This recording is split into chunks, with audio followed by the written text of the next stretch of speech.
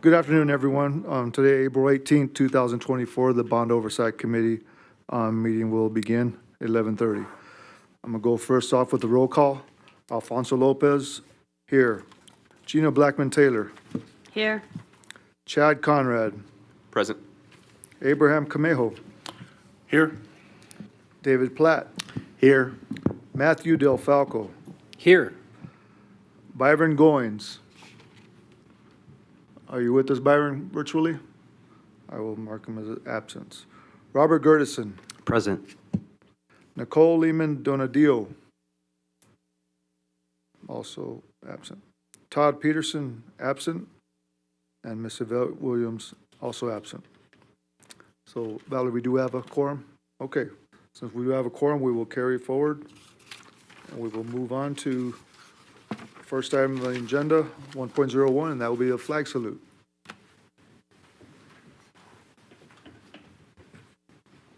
I pledge allegiance To the flag of the United States of America and to the republic for which it stands, one nation, under God, indivisible, with liberty and justice for all.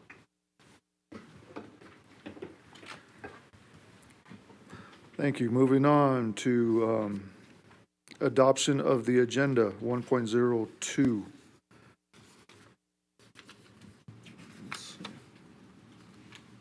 Motion to adopt.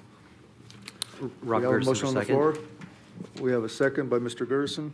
All those in favor, please say aye. Aye. Any Aye. opposed, say nay. Hearing none, motion passes. All right, moving on to 2.01, approval of the minutes.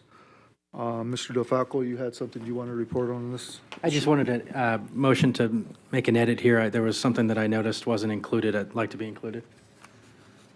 Got it printed out here. Should I read it or give it to somebody? Yeah, go ahead and put it on the record as it was not clearly stated for you on the last meeting. I asked a question after 2.05 Project Workforce Diversity Update.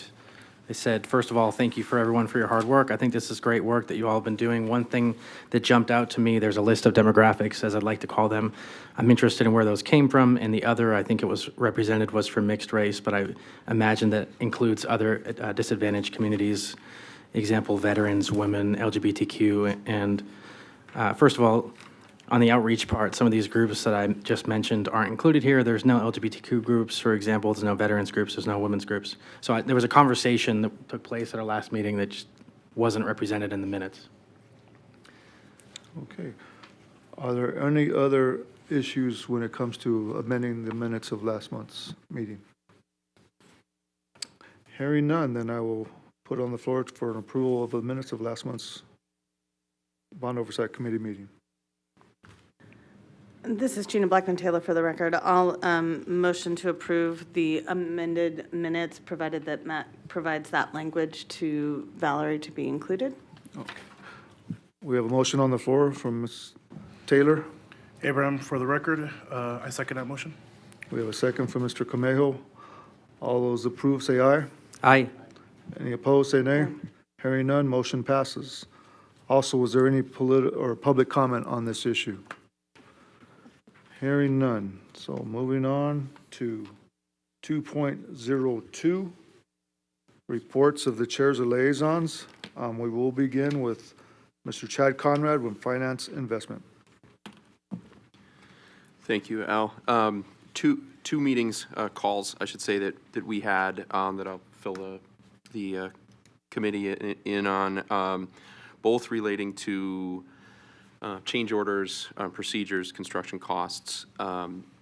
March 5th, myself, Gina and Yvette had a discussion about some concerns that specifically Yvette had with rising costs and change orders specifically. And we discussed some strategy around what we might want to see or talk through with the committee and with the staff. And then I had a follow-up call with Mr. Fouts and Ms. McLaughlin to just prepare for and just kind of discuss those same topics, change orders and cost controls, that was intended to be in preparation for a call that I was going to be on with Yvette and Brandon. I had a last-minute schedule issue, and I wasn't able to make that call. So that third meeting, I won't. I can't fill anybody in on that. That would probably be something that we would need Yvette here to to brief everyone on, and then I think with Yvette, the next meeting that Yvette's here, we probably have some things that we collectively would like to, request either on a future agenda item or in some regular reporting. But I'd like to probably table that conversation until Yvette's able to be here. And that's it. Understood. Thank you, Chad. Moving on to Abraham Camego under construction. I just want to report that I was able to meet with some business owners that are now they're finishing up completing their applications to do some more business with the school district. So I'm happy to say that, and then we will continue this conversation with Brandon regarding our from the last meeting. We haven't been able to meet since then, but so our next meeting we'll be able to provide a better update regarding workforce and bringing more applicants to the table. That way we can continue to get more bids for the school district, and that way we can help everybody else do more business within the school district itself. Thank you, Abraham. Are there any questions from Mr. Camejo? Hearing none, moving on to Robert Gertison under design. Robert? Yep, thank you. So for my design liaison report, so I met with Brandon, and we discussed my obligation that I mentioned about doing the presentation. As far as what I'm doing, it seemed like there'd be some conflict of interest of that presentation, but what I can do is I can just let you know the 4 items that that I'm focused on in those meetings. So number 1 is design. Coming out of the new prototype design, there's a lot of budgetary issues, especially with the what happened between 2020 and 22 with supply chain challenges and rising costs. So the idea was, like, how do we do more with less? And so meet the ed spec, meet all of the program requirements, meet all of the requirements that is going to be needed for our facilities. So doing more with less is one with design. The second item was community involvement. Myself and Gina Blackman-Taylor have been very involved with the school district as far as making sure that stakeholders are heard, especially during the previous CIP revision. And so I just wanted to make sure that we're carrying forth those same initiatives, making sure that there are stakeholder meetings. So I've attended design meetings that inform programming, also with design, with teachers, principals, parents, and staff. The third item was safety and security, just making sure that all of the current issues that have been happening in the news as far as just safety and security for our children are met. How do we ensure that, access and ingress, egress, safety is met in those CMAR meetings where it's basically open book and open discussion about those issues. I think there was a really great collaboration between principals, staff, security staff. I wasn't involved in those meetings, but Metro, I understand, was involved in that as well. And just the design team and also the contractors. So I think it was a pretty comprehensive process that I've witnessed in that. And then as far as the other part, as far as the delivery method, I've been looking at, I've just been really focusing on CMAR to learn more about that portion of it, to learn how the builders and the designers and the school district can work in tandem during the prototype design for a more comprehensive, well-thought design before they become prototypes, where other delivery methods, such as the traditional design, bid, build method, is implemented. So those are the 4 items I've been really focusing on, and I can certainly meet with any of the staff should they have any questions directly. And there are some presentations that staff has already done that we could also bring back as far as stakeholder involvement, things like cost of our new environment, and what these schools are going to be challenged with. And also, well, let's see, today we're going to be talking about enrollment. So that's all I had right now. So thank you. Are there any questions for Mr. Gertison? Hearing none, before I move on, I just wanted to recognize that Todd Peterson joined us virtually, so we could put him on the record that he is attending the meeting. Thank you, Todd, for checking in virtually. Go ahead. Go ahead. Hey, Rob. Gina Blackman-Taylor for the record. One, I want to say thank you for all of the extra time that you do between meetings to look at these topics. When it comes to some of those design elements, particularly with like the school capacity and some of the ways that we know that like the trailers have been used for some of those extra items in schools, calming centers and things like that. How much is that kind of able to bring up in the conversation regarding prototypes for some of those kind of like non-standard or unusual items that schools are starting to implement? As far as the capacity issues with new programs coming in, or?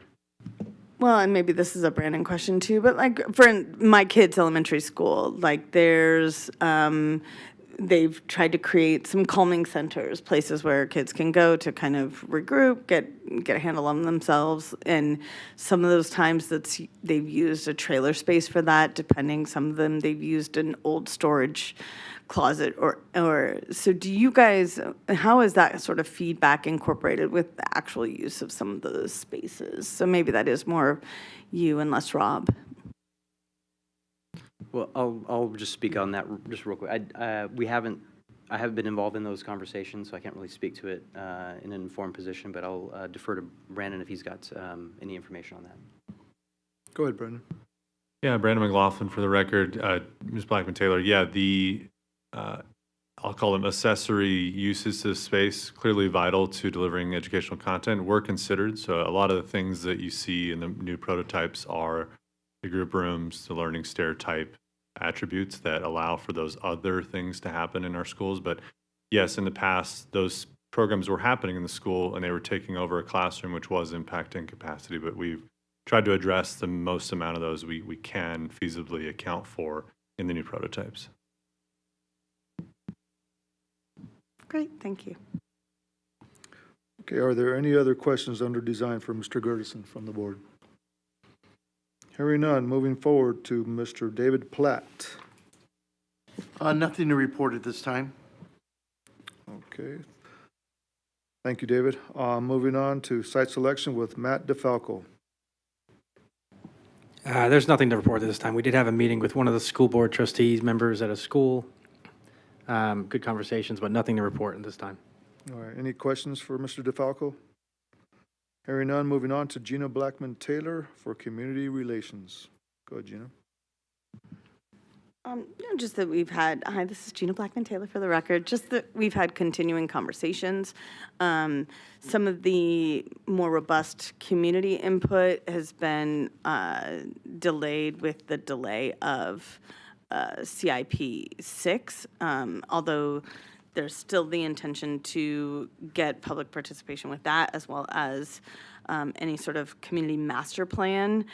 We are getting to that point where knowing what is kind of coming down the pike for government relations and any of those bill draft requests where they might involve bond oversight, but that would be a further conversation. And then we also had the executive committee had a really productive meeting with Trustee Williams, where we discussed bylaws and just some of that greater communication in terms of trying to improve, it's not like that it's bad, just kind of increase those connections between these two entities and help make things move a little smoother, especially once we get to the new superintendent.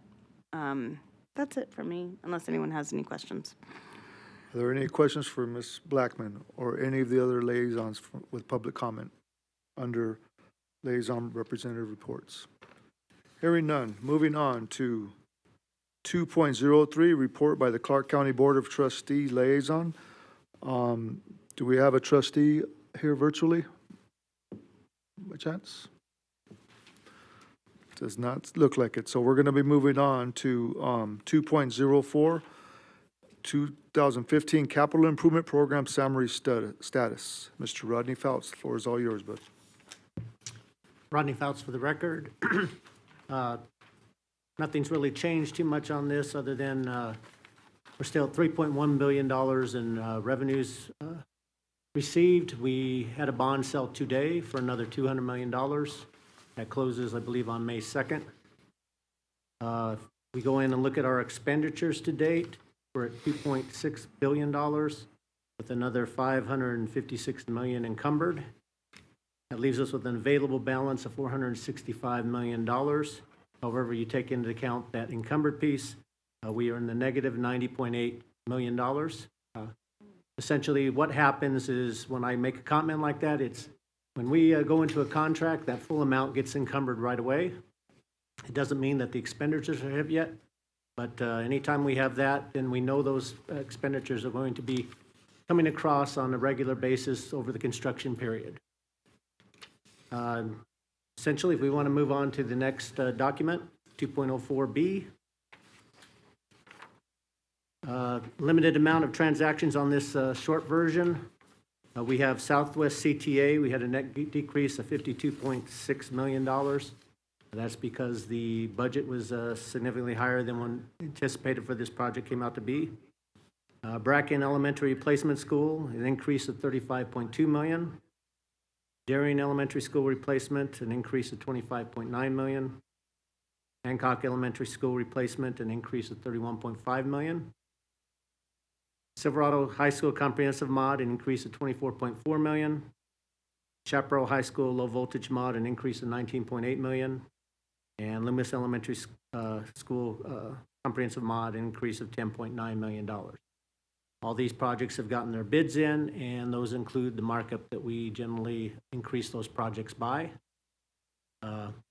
As time goes on, as we start to see Red Rock and Mountain View schools come in and near completion, gives a better idea whether we can then go in and readjust those margin increases, those markup increases that we have been putting in on these projects.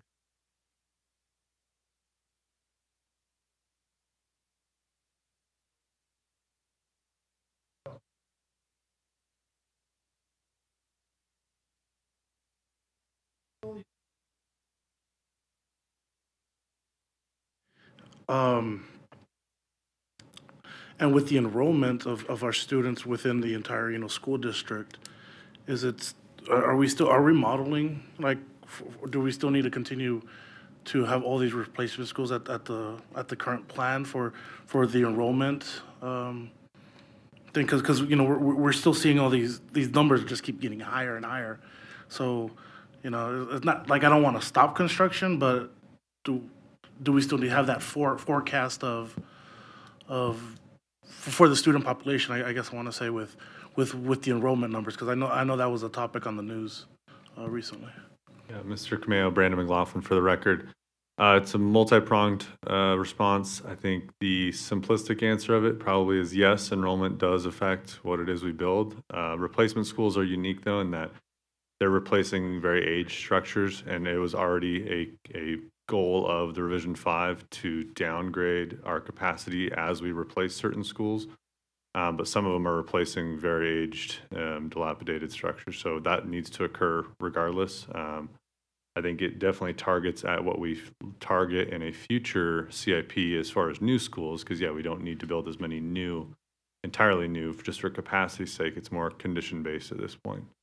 So yes and no. Yes, it impacts it, but no, not any of the things you see on the screen. All right, thank you for answering my weird question. And then I also had a principal reach out.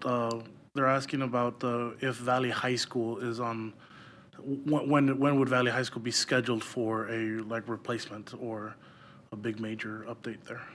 Yeah, Mr. Cameo, Brandon McLaughlin for the record.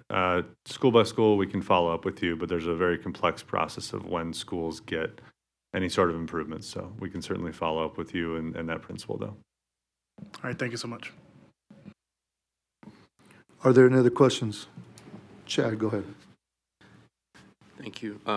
Thank you for the update, Rodney. No questions on the numbers themselves, just looking for an update on the Revision 6. I assume with the transition happening that some of these things the calendar got pushed on them, but can you give us an update on when we should expect to see a Revision 6, and then how that rolls forward with timing with the trustees?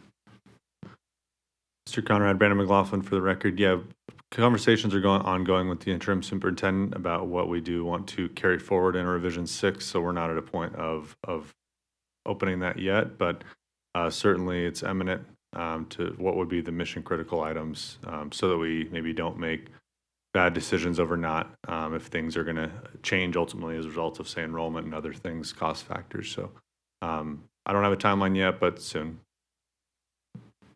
Okay, thank you. I think, I don't mean to, I don't think I can speak for everyone here, but I think the way I looked at kind of an upcoming presentation of Revision 6 was that it would give us, a Revision 6 would also give us some clarification on kind of what's changing from the Revision 5 that we're on now, right? And we've talked about it many times in here about cash flow and the constraints that cost increases have put on just the ability to accomplish everything that was originally planned. It might be helpful for us, and maybe we can come back to this. If we think that there's going to be a fairly long delay to see anything for a Revision 6, it might be helpful for us to see just a changed outlook on what can be accomplished from what was proposed for the current revision, I guess. Does that make sense? Yeah, Mr. Conrad, Brandon McLaughlin for the record. Yeah, that makes sense. I don't think that we won't have a revision by, say, the end of the calendar year. Again, I just don't know the exact timeline on it. Like I said, conversations are ongoing, but we can certainly look at maybe what we can explore of sharing of where our current dollars are going to maybe meet or exceed or not meet the obligations of Revision 5, but we can certainly follow up with you on that. Thank you. Are there any other questions from the board regarding? I have a question, Chair. Matthew DeFalco for the record. Just wanted to get this out there. Why are these bids so over budget?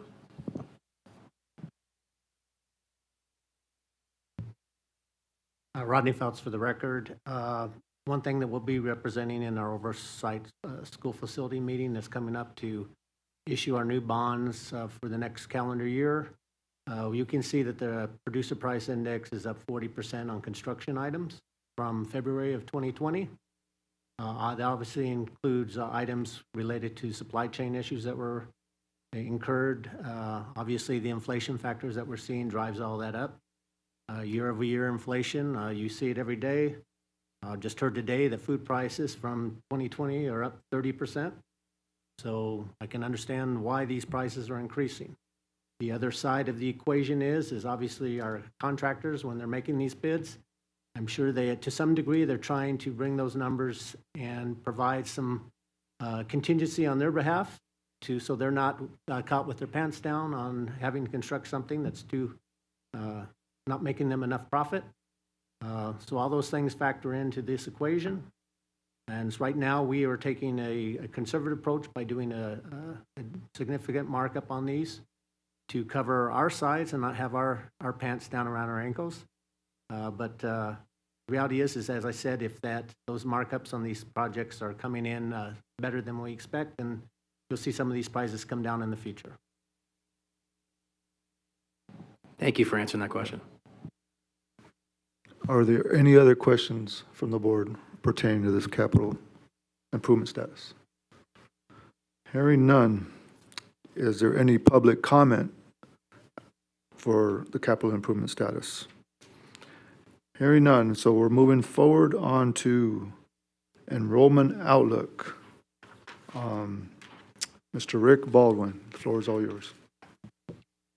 So Mr. Lopez, Brandon McLaughlin for the record. I'll just give a little introduction for Mr. Baldwin's presentation. So if we can pull up reference item number 2.05, perfect. And this is a part of our annual reporting that we do with you guys that this is our current trends, outlooks, and obviously greatly informs some of the questions we've received so far, but will inform future CIPs and the motivations and goals of the committee. So that's just part of our typical outlook here.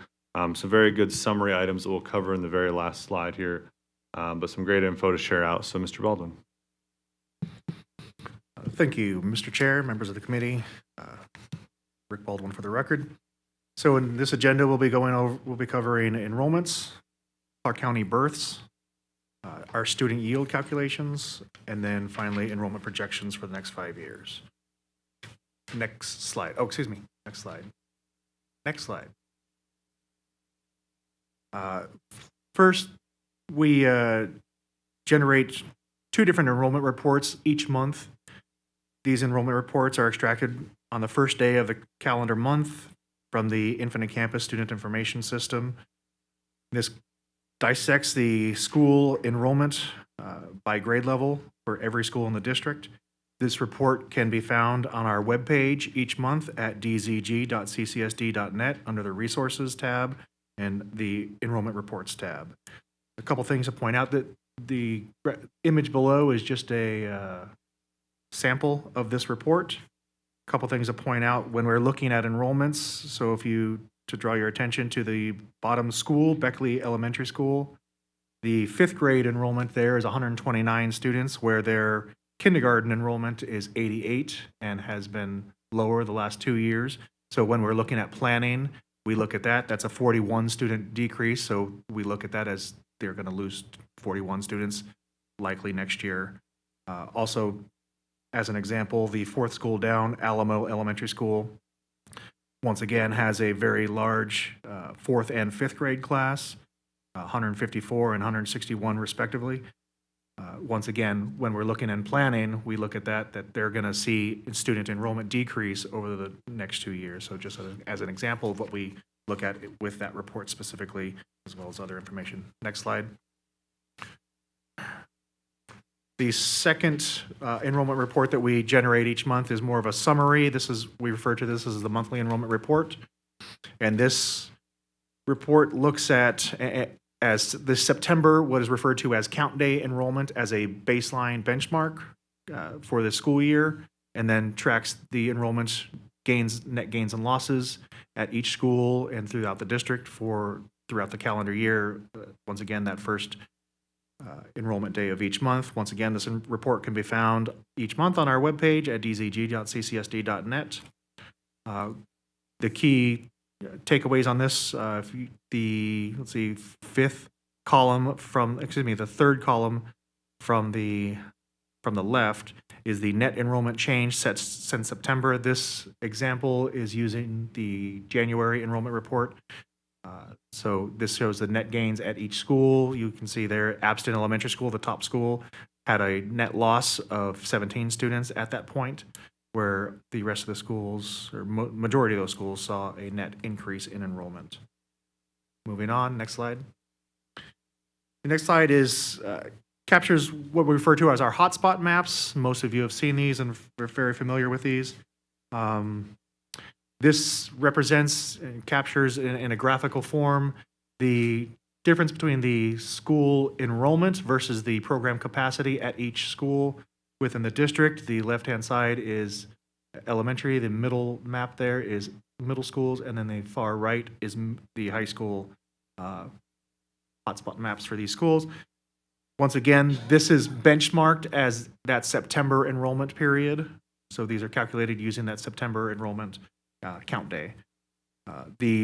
In each map, the areas that are highlighted, or school attendance boundaries that are highlighted in blue, represent schools that are 90% or more below capacity. So these are schools that generally have space available. Schools that are white or unshaded are between 91 and 110% of capacity. This is ideally where we would like our schools to be enrolled-wise. Schools that are highlighted in yellow are between 110% or 125, between 110% and 125% of capacity. These are then areas of concern that we're watching closely to see what enrollments are happening. Oftentimes, we'll look back at that previous enrollment report and see if we are expecting a student decrease over the next couple years, which we'll get into a little bit later.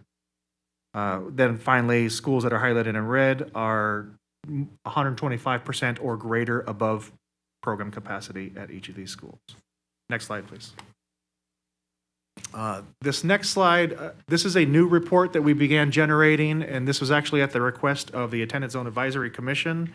And we actually, in developing this, have found it to be a very helpful report. This tracks the enrollment trends at each school over the last 10-year period. Key takeaways and useful information on this slide.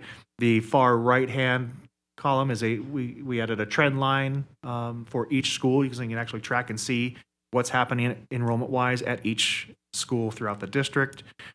To cover some of the things you're seeing on the maps within each of the years, there's various highlights there. Schools that are highlighted, or the enrollment that is highlighted in green. If it's highlighted in green, this represents that was a new program for that school year. So Abston Elementary School was a brand new elementary school that opened in the 2019-2020 school year. Therefore, it's highlighted in green. Schools that are highlighted in yellow, and this was the request of the Attendance Zone Advisory Commission, are those that have saw a zone change impact that they had done. So therefore, there was some type of zone change, so we can track and monitor when a school was last rezoned and what impacts it may have had. And then what you don't see as an example on here, there are a few schools that will be highlighted in red in this report, because this tracks every school, every program that has ever existed in CCSD. So if it's highlighted in red, at some point that program was ended. So the example here would be Ruth Fife Elementary School. And I didn't note the year, but we had ended that as an elementary school, rezoned it to surrounding area schools, and now that campus is utilized as a swing school for our various replacement schools. Next slide, please. This slide represents, since 2020 through the current school year, the CCSD enrollment, and I'll just go from left to right on the various columns. Of course, you can read them. The school year, the enrollment, the delta being the change from the previous year, the percent change from the previous year. Then the next column is what we were projected, our projected enrollment for that school year, the projected enrollment delta, so how close we came to our projected enrollment, and then that variance of our projected enrollments. And finally, over on the farther right columns are the official Clark County total populations, the percent change in total population, and then I created a column here that represents what percent of CCSD enrollment is representative of our total Clark County population. So some key takeaways in this data, once again, in that delta versus the enrollment, looking at the top columns between 2000 and 2008, we were still seeing significant, massive growth, 10,000 plus students each year. Again, that was the end of the 2000s and some of the carryover from the late 90s in just the massive growth that was happening in CCSD. I'll draw your attention down to 2020-21 school year. That, of course, is the COVID year. We saw a 13,000 student reduction from the previous year that year. I will point out that if you go over a couple columns, we were only off from our projected enrollment of 6,000 students. Just to highlight, we calculate enrollment projections in November for the next school year, so that's 10 months out. So it's a long lead time for the processes within the district. So just keep in mind when we're calculating, that's how that's calculated. Finally, I want to point out over on that far right column, that percent of CCSD, if you just look at the top 2000-2001 school year, CCSD enrollment made up 16.8% of the total population at that point. And all the way down for the 2023-24 school year, we now only make up 12.7% of the total county population. And so I'll just refer to this as evidence number one of our declining population, which we'll get into more later. Next slide, please. This next slide just represents this current school year, the 2023-24 official enrollment from the state enrollment report. As a bar graph, just to really, here I want to illustrate the high school grade levels, those on the far right, 9th, 10th, 11th, and 12th grade, and just the substantially large cohort groups that are in those 4 grade levels. And we'll get in a little bit more in a later slide, but just to highlight, those are children, cohort groups of children who were born pre-recession.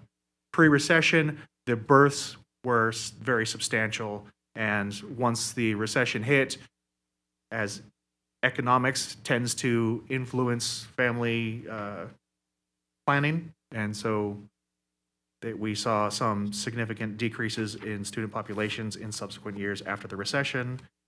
And again, we'll get more into that in later slides. Next slide, please. So this slide represents the official enrollments cohort groups for elementary schools. There's a lot of data, a lot of information, well, in the entire report, but specifically on this slide as well. This is color-coded so that you can track and monitor each cohort group as it moves year to year through the grade levels. Just to highlight, in each box, in each color-coded box, there's the total number, the change from the previous year, previous grade, with the exception of kindergarten. Kindergarten is the previous kindergarten grade. Other grades are the previous grade, previous year. Highlight a couple different things. The bottom graph there, or the bottom area, would be the 2023-24 school year. This couple things to point out, the 9th grade, if you look over the 9th grade in that section, we historically see an increase in 9th grade over the previous year's 8th grade. This tends to represent students returning to CCSD, generally, and confirming with our CTE and magnet office. These are students that are applying to our career and technical academies and magnet programs. So those programs are returning students back to CCSD. These are very highly popular, and it is what the families generally and students want for these programs. So again, that was 10%, almost a 10% increase this year from the previous year's 8th grade. And if you just glance up at that same 9th grade column, that percentage has been increasing year over year for the past 5 years. And we project that it will continue to increase as we just recently opened the Northeast CTA. We will be opening the South CTA, and we expect these programs to also continue to generate more students and return students to CCSD for those highly sought after programs. The bottom area, I have three different graphs there representing the three different grade groups: elementary on the far left, middle school in the middle, and high schools in the far right. So you can see the decline just in that bar graph with the elementary and both elementary and middle school. This is where, as I previously mentioned, those larger cohort groups, as those children who were born pre-recession, pre-2000, or excuse me, 2008, as they transitioned out of those grade groupings and into the next category, that those schools then saw decreases in their total enrollments as those large cohort groups moved out. Those are currently now in the high school, and over the next 4 or 5 years, we will see those high school grades, the high school total enrollments decreasing. The final key takeaway I would like to point out with this slide is if you just glance at the total enrollment in 12th grade for the current school year, 23,930, and then correspond that to the kindergarten enrollment of 16,508. This is a natural reduction of over 7,000 students. So that is what we're expecting to see. This is just natural transition that we're expecting to see of students leaving, large cohort groups leaving, and much smaller cohorts coming in. So next slide, please. So once again, this is a very complex slide. Lots of information in here again. A couple things to point out. So this is the bar graph. The bars represent the total Clark County births in the birth year. And so you can see the peak year, that top peak year of over 30,000 children born in Clark County, that was 2008, 2009 school year. So that was that peak year. The trend line, the black trend line going through there is the kindergarten enrollment for each year 5 years after the birth year. So once they become eligible for kindergarten 5 years after birth, then so you can kind of look at that and recognize our what we refer to as capture rate, the children born versus those actually attending school 5 years later. If you look at the far left-hand side of that graph, again, that was still the late 1990s and early 2000s, where we were actually capturing more children than were born the previous 5 years. We were still seeing that exponential growth in CCSD. And then scroll over on that trend line to that big dip. Once again, that is the pandemic year, 2021. And then if you go to the right, that enrollment, we did jump back up the 2021-22 school year, and then back down the following 2 years. Excuse me, sorry, I might have that year wrong. We did see a decrease the last 2 years in kindergarten enrollment. So I want to point out, if you're not aware, the state legislature made changes to the kindergarten eligibility. And so the first year they changed the law that basically, that first year of implementation reduced the incoming eligible students by almost 2 months. And the change was children were eligible for kindergarten if they were born on or before September 30th. And then they changed it to on or before the first day of school. Then after that, they realized there were various schools and districts throughout the state have different start dates. So that became problematic. And so they realized that they had to go back in and change it. And so they changed it to on or before August 1st. So now students are only eligible for kindergarten if they're 5 years old on or before August 1st. So that has caused some changes. We do expect to see in kindergarten enrollments peak back up slightly in coming years, as now 12 months worth of children will be eligible for kindergarten. Next slide, please. Oh, can I go back? Excuse me. One thing I want to point out on this slide, in the chart, I include in that chart the percent of births each year, and just want to point out those bottom 6 years. The current school year, 2023-24, is still tentative. We're still monitoring that. However, we're currently trending at a 2.4% decrease. But the previous 6 years, we've seen a decrease averaging approximately 1% decrease each year for the past 6 years. So this is that 1% fewer eligible kindergarten students coming in as fewer children are born and then eligible within the system. Next slide, please. Next, charter schools are obviously have changed the dynamic of what we do and look at, and we track their enrollments. And so this slide just represents in that same format the charter school enrollment. So up above for the past 5 years, you can see the charter schools, what their enrollments. Currently, there are that area represents just those charter schools located within Clark County. There are over 62,000 students enrolled in Clark County charter schools. The bottom left bar graph represents statewide total charter schools enrollments and how they've increased over the last 15 years. And then the bottom right chart, just a bar graph representing the same information above, just showing you the charter school enrollments within Clark County. I will point out that this bar graph, as well as the chart above, does include 6 CCSD sponsored charter schools in that data as well. We pull that out and group them with these charter schools. Next slide. This slide represents is the actual calculations for our student yields. Student yields have become have proven to be a very accurate and easy way for us to measure and estimate how many students we expect to see from new residential developments. There's a lot of math, a lot of information on this slide. Just the key takeaway. So we track 2 different categories in the elementary, middle, and high school grade groupings. So there are single family and multifamily homes or dwelling units.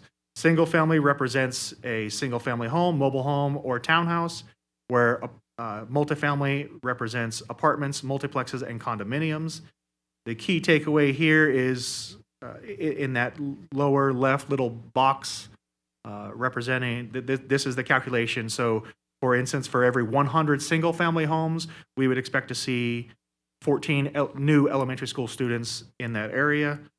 For 100 dwelling units for multifamily, say an apartment complex, we would expect to see 12 elementary school students, 8 middle school students for single family, where it's 6 for middle school per 100 units, high school 13 for single family, and 8 for multifamily dwelling units. The bottom right graph, I wanted to include this and add this once again. This is evidence showing enrollments, student populations are decreasing, have been decreasing. People are not having as many children, or moving here with as many children. So this represents the average change. This is the average between single family and multifamily for the elementary, middle, and high school, and how it's changed since the 1990-2000 school year, from a 21 student average in elementary school down to an average of 13.6. And even the single family alone was almost at 25, so it's 25% in 2000. It's much lower now. Next slide. Next slide, this represents our development tracking. Demographics and zoning tracks all residential developments throughout all of Clark County. We track in several different categories to monitor that in student enrollment and how soon we expect to see student increases in certain areas. We track active units. This represents homes that are currently buying, selling, leasing. You can walk into a sales office now. Inactive, at the time of the report, the development was inactive. Again, this is benchmarked to the beginning of the school year, September. So at that time, they were not currently building, selling, leasing homes. that may change throughout the course of the school year, but that will reflect the following school year. We also track future developments. A lot of times there are master plan developers that we know are are planning for a large number of homes. We calculate that and include that on there so that we can plan for the future in those areas. However, those tend to be 3 to 5+ years down the road. We track again in that single family unit category or multifamily unit categories, as I previously discussed. We also track what we refer to as the absorption rate, how quickly they're selling, market inflation rates. These are all things, home prices, it can impact that absorption, how quickly they're actually selling those homes, how quickly families are actually moving into those areas. And then finally, as they're moving in, we calculate and track the remaining units from the plans to how many have currently been occupied or sold in those categories. Next slide. So this is our 5-year enrollment projection. And so the top line, once again, using that cohort group format, so you can track those same cohorts throughout the years. With 2024-25 school year being at the top of that list, we are projecting a total district enrollment of 293,794 students. And then I'll just jump down to the bottom there is 2028-29 school year. And we are projecting currently, based on current trends, 275,415 total students. And over that course of those 5 years there will be a net enrollment decrease of 18,379 total students. Once again, referring back, this is generally from those large high school grades rolling out each year for the next several years, and much smaller kindergarten enrollments coming in. Once again, down on the bottom, I included the elementary 5-year projection just as a bar graph, so you can see what the net total change is for elementary, then middle school in the center, and then high schools on the far left. And next slide. So once again, key takeaways: enrollment is declining. We're expecting it to continue to decline. Birth rates have been on the decline. We are seeing fewer students per household, likely contributed to the high home prices and the affordability was already previously discussed in this meeting of the Clark County and Las Vegas area. Migration and mobility. We tend to see, so migration, just to define the two, migration is students moving into or out of CCSD who were not previously enrolled the previous year. So students who came from another state, moved here, students that were in CCSD, that leave CCSD to go to another school or district that can include going to a local charter school in that migration. The average per school is about 15% migration. And then what we refer to as mobility, students that reside within Clark County but have moved within Clark County from the previous year. So they're enrolled in Clark County at one school, move to a different school within Clark County the following year. Once again, the average for that is about that 15% range. So if you think about how challenging things can be at a school, that's a 30% student swing from the students that schools are educating this year to the students that they have next year. You're going to see that major swing of almost 30% students coming in and out and around the valley. Once again, charter schools continue to draw families and being an option for students in Clark County, and that has become a challenge for us in planning, and we've gotten very good at tracking and monitoring and watching new programs that are being implemented, as well as what changes that the current programs might be making to their enrollments. And then finally, and I think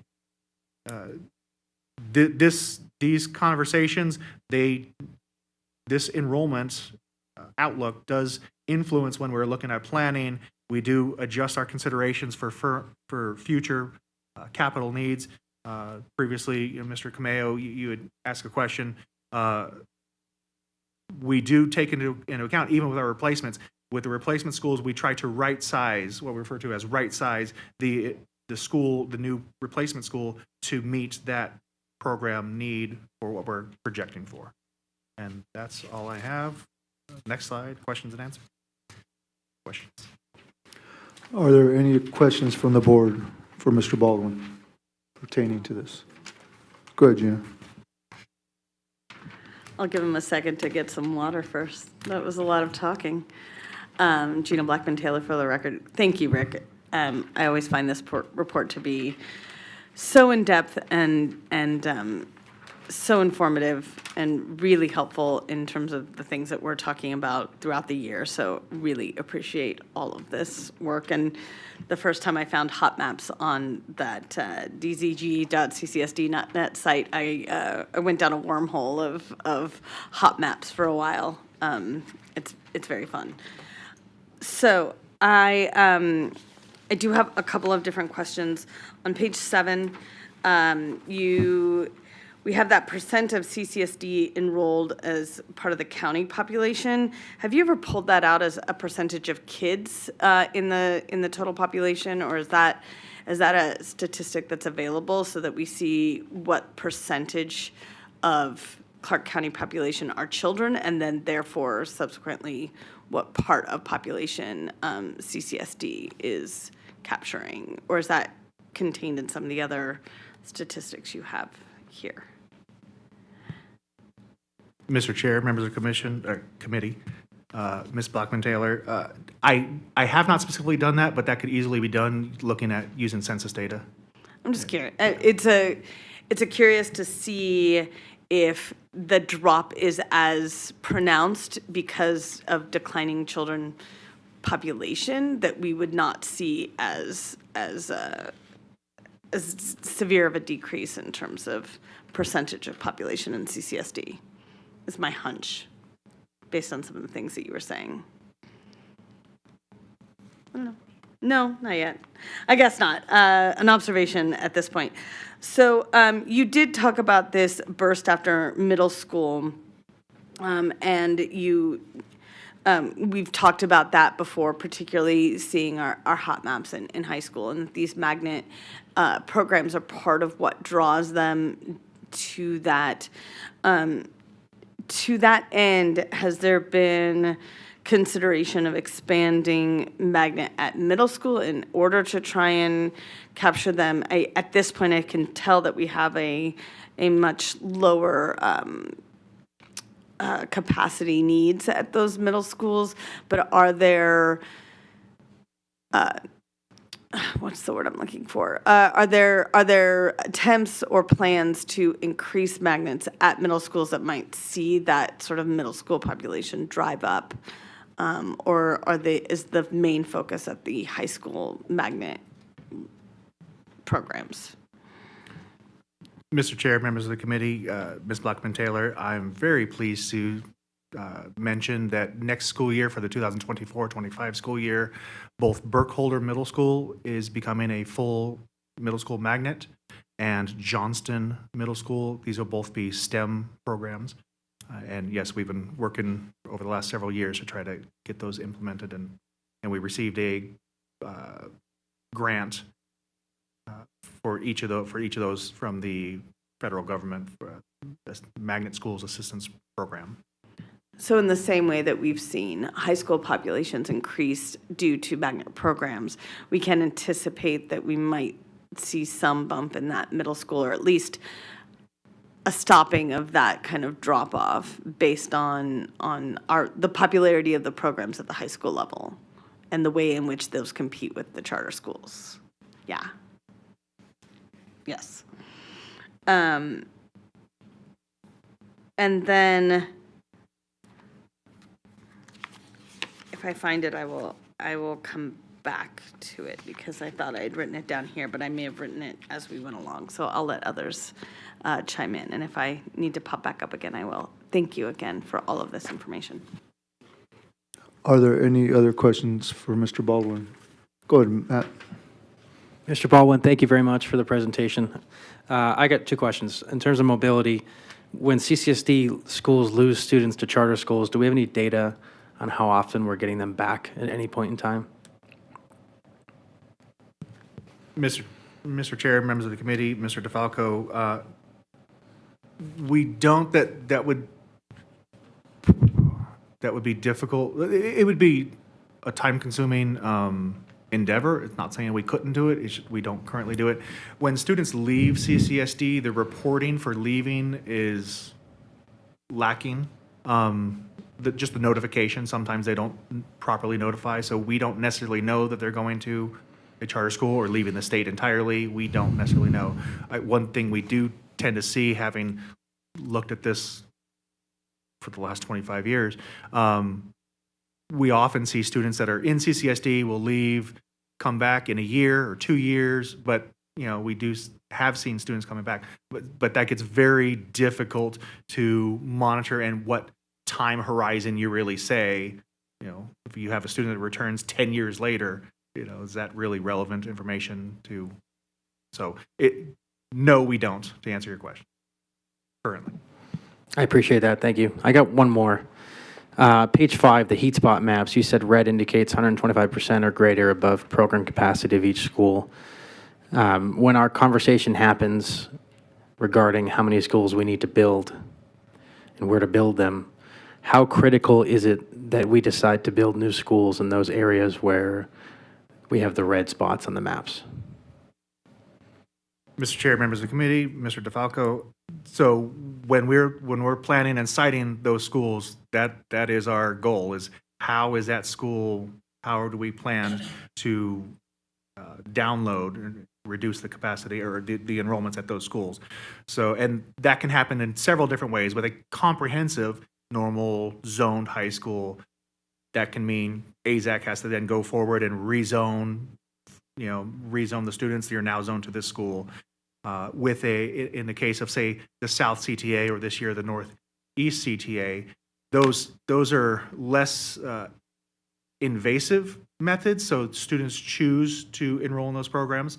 So we put them in a central location. We know, based on the calculations from our current programs, how many students we expect to see drawn from a certain geographic area. We actually have broken it down by every quarter mile radius from where the location is and what percentage of the student population we expect to see at every quarter mile percentage, so that we can really hone in on what we expect to see and how we expect that relief to happen at the different schools. Obviously, the farther away a student is from a certain school of choice, then they're going to be less likely to go to that, especially now that we will have a more regionalized, a lot more options available in the various quadrants of the valley, I guess you will, not to confuse it with other region references. But that provides even more opportunity for students. So in this particular moment, though, in the spots where there's red on this heat map, we need new schools, right? Mr. Chair, member of the committee, Mr. DeFalco, so yes, that the current high schools that are currently planned within Revision 5 are plans specifically to address these areas, yes. And that includes elementary schools and middle schools as well in those maps. Mr. Chair, members of the committee, Mr. DeFalco, yes, of course. Thank you very much for your time. Rodney Fouts for the record, add one item. If you go back and look at the beginning of our 2015 CIP program, and you looked at elementary schools, you'd have seen a lot of red spots on that map. Over the years, as we've done in a presentation before, you saw in a calendar year that was presented by Mr. Baldwin that each year he showed how that red spots were decreasing on a timely basis based upon our elementary school program, because we built a large number of elementary schools in this program. Matthew DeFalco for the record, thank you very much for adding that context. We just actually had a board member tell me that while you were presenting as well, how it's changed dramatically over the years, and it used to all be red. Thank you. Go ahead, Abraham. Abraham Camejo for the record. Well, I'm glad that my family's contributing to the birth records of the school district, as this year we'll have a kindergarten going into school. So we're doing our part. My wife may not agree, but with the new construction moving forward and with all these STEM programs and magnet programs and CTA buildings being built, should we start focusing more on those types of builds versus your normal, regular schools programs, moving into the future? Because it seemed, magnet and these STEMs are very popular. So should we start focusing on that type of build more? Mr. Chairman, members of the committee, Mr. Camejo, Brandon McLaughlin, for the record, I think it would be, I don't want to say foolish, but nearsighted if we solely focused on those. I think there is a place for our choice options, and there's also a place for our neighborhood schools for families to choose to send their kids to as well. So both and is what I'd respond with. Do we have, do we know what's more popular right now, like with these data and stuff, to be able to make those choices, because I know it comes down to the parents' choices, but, moving forward with our plans, from 5 years, 10 years from now, with these projections, I mean, it's hard to predict the future, but 15 years from now, what should we move towards one or the other a little bit more? Yeah, Mr. Chairman, members of the committee, Brandon McLaughlin, for the record, Mr. Camejo, yes, I think Rick's highlight that at the 9th grade level in particular, that we continue to expect that percentage to grow. I think at the 5-year mark, we went from 107% to 113%. So we'll continue to see that attraction at the high school level continue. So I think it is wise, yes, to want to continue to expand our choice options. Also, our choice options are only as good as the programs that they're offering. So our magnet office is one of the top ranked programs in the nation, and I have faith they'll continue to offer programs that are attractive to families. But if that were to change, that metric could also change. But it's a multifaceted, complex situation to say. I think families have attractions to both. Is it incremental? Probably, as what we're seeing. But to go wholesale one way or another, I don't think we would advise. Thank you for answering my question. Mr. Baldwin, thank you so much for this presentation. It's very educational. Thank you. Do we have any other questions from the board for Mr. Baldwin pertaining to this? Go ahead, Chad. Thank you. Thank you for the presentation, Rick. Love the stats. Very, very informative, as always. My head automatically goes to, I guess, how does this impact this committee, these funds, right? And how these funds are what the strategy is for these funds for the future, right? So you touched on considerations for the future, and I think I'll paraphrase, but I think you mentioned being able to downgrade capacity and plan for kind of school capacity at a lower scale. But in terms of overall budget, I think generally staff in this committee has talked in the past about like total need and there being a shortfall of billions of dollars of to address everything that needs to be touched in the in the district. Do you see an impact in that total need in the budget, in how we plan for revisions in the future with this in mind, right? Because I mean, these are pretty large numbers. These are 15 to 20% decline in overall capacity. Enrollment in a matter of 10 years. It's large. I guess my question is it large enough, or is there enough impact here to have an impact on the strategy of the budget? Yeah, Mr. Chairman, members of the committee, Brandon McLaughlin for the record. Mr. Conrad, I think I'll start it, and Mr. Fouts can join me. Yes, it has impacts on it, clearly. I think the thing I want to emphasize is our buildings know no birth rates. They are still physically built assets that we have to maintain. And so in the 2000s number, you saw that we were gaining 13,000, 10,000 students a year in that era. And so we built for that. And so we still have those buildings to maintain and take care of. So yes, the need probably changes, but it just shifts from, say, new schools to more taking care of what we have and better utilizing those, either with new program offerings or just, painting the walls, repairing the roof type things. So, Mr. Fouts, anything additional to add? Rodney Fouts for the record. To add on to that, Revision 5 incorporated us giving a list of schools that we wanted to do work on to legislature and to the governor's office, and it's that list that I anticipate those additional funds are going to be dedicated to. Obviously, as we've talked about, the shortfalls that we will have as far as the dollar value to complete all those schools is one issue, but our revision number 4 included us having the ability to do modernization projects, as well as potentially taking IT funds that we no longer will use because we're funding that with medium-term bonds. So we had money set aside to allow us to continue to do comprehensive mods, as well as if we need to do emergency HVACs and those types of things. So the question is ultimately when we get to the point that we're running out of those funds, what do we do from that? Mr. Chair, members of the committee, Mr. Conrad, to add on top of that, so when we're looking and planning these new schools and programs as well, and I think to the point of your question, we're not necessarily looking at what enrollments are today. We're looking at what we projecting enrollments to be at these schools. And this is also often a conflict we have with principals because they see the here and now, not recognizing where they're going to be 5+ years from now. And so when we're planning these new schools and programs, we're looking at where we're expecting. I always say I live 5 years in the future. I'm thinking about what we're going to be. So I think to that also covers part of your question as well. Thank you. Gina Blackman, you have more questions? Go ahead. Did everyone else get to go? Well, and I know, David, that this work also involves the things that you are participating in. So thank you for all of that, because I imagine that these hot maps start to blend together after a while.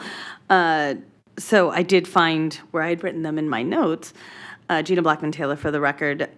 So to follow up on kind of Matt's question, especially with this high school map, I know that part of CIP 5 was that some of the timelines even changed based on this map in terms of high schools, I think specifically moving them up. Do you ever do prospective hot maps of like where you anticipate this map looking? Because I don't remember that I've ever seen that before. Oh, it's a secret. Mr. Chair, members of the committee, Ms. Blackman Taylor, that is something we're looking into, but I'll be honest, like publishing I would not be comfortable publishing something like that, but internally we're looking into that very discussion. But we do that to certain degrees already, but yes. And that might be something that could then be shared in some capacity, either through liaison work for Bond Oversight Committee or just because yes, you were looking at these maps and you're like, we need to do something about it right now. And then you realize that we've actually, some of these things are already in place to alleviate these very red things that we're seeing. Well, thank you, because I would always be curious to see a potential hotspot map. I'd feel like I was in the know. And then the other thing that I wrote down was that you're starting to talk about development. And I know that we've had this conversation before, particularly when it comes to the Planning Commission and the work on those issues. We have, I'll speak for myself. I have had people approach me because they were like, well, we were promised this high school, we were promised an elementary school when we bought into this development. I'm not alone, I don't think, in hearing that from the public. What sort of efforts are undertaken as a developer is making these presentations to planning commissions and whatnot? You're getting that information when they're coming in. You can see where those active developments are. What sort of accountability measures are there for what developers promise to these entities? What sort of participation does CCSD have in those planning commission conversations? Can you speak to any of that kind of touchy issue, specifically with what what's promised and what's allocated and what developers are committed to CCSD for. Mr. Chair, members of the commission, Ms. Blackman-Taylor.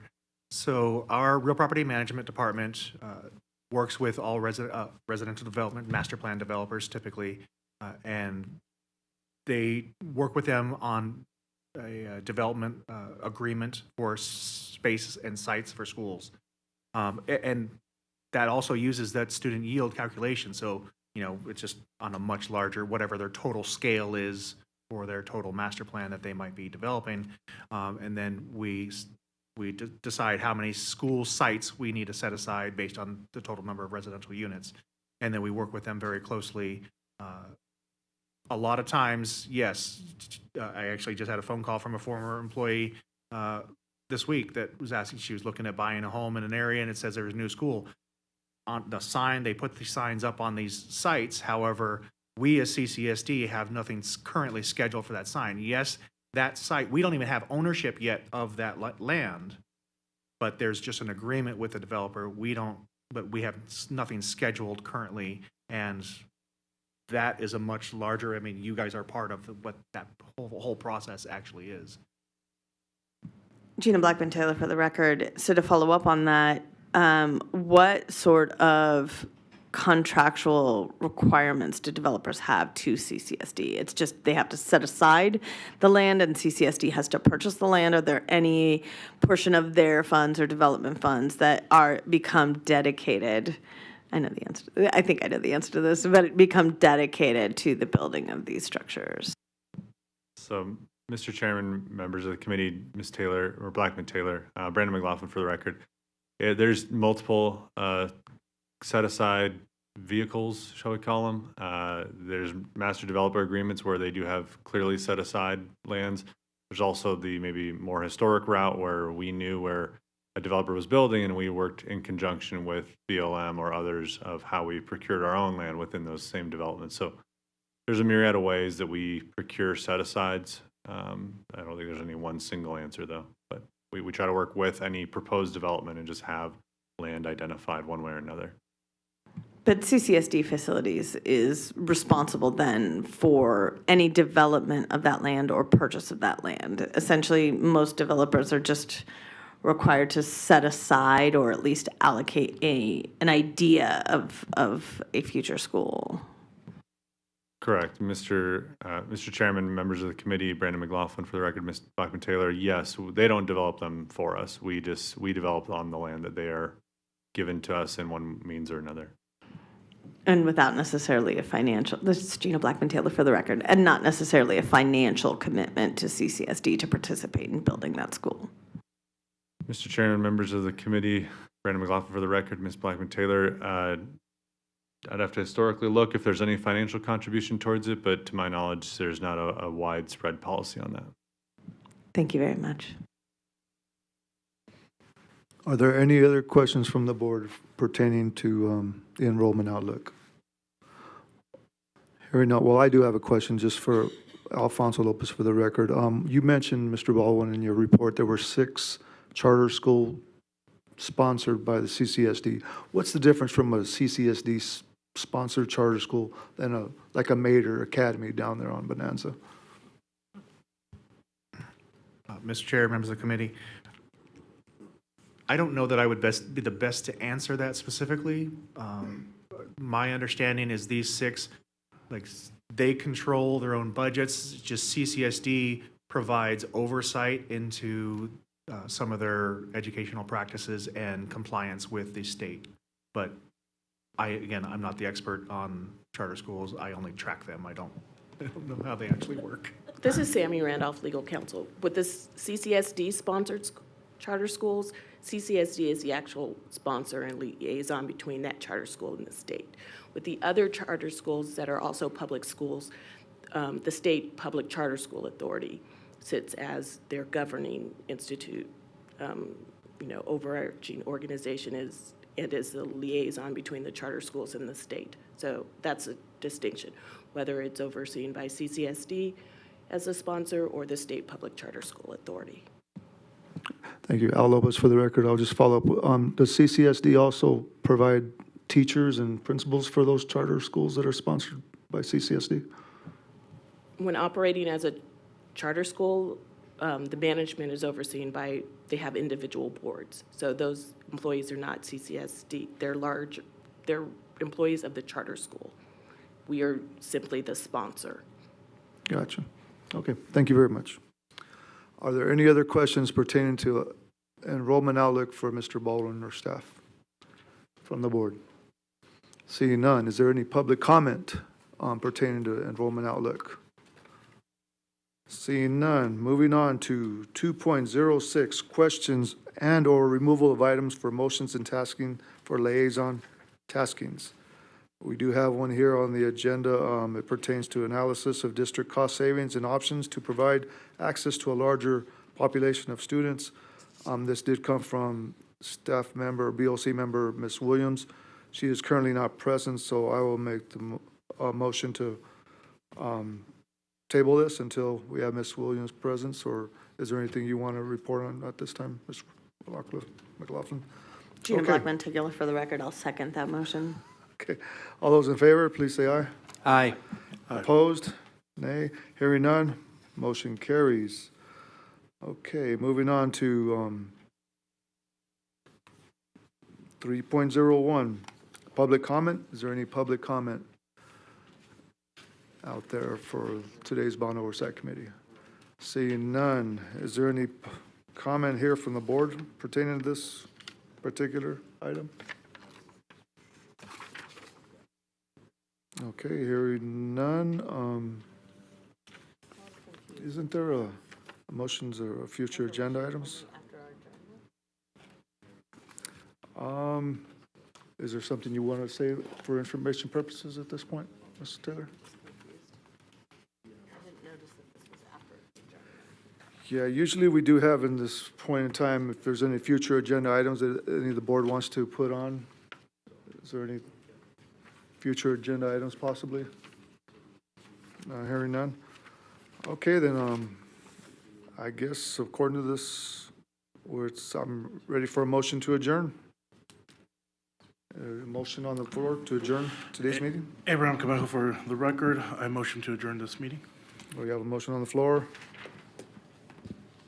Second. We do have a second. Thank you. All those in favor, please say aye. Aye. Opposed, say nay. Hearing none, motion carries. Thank you, everybody.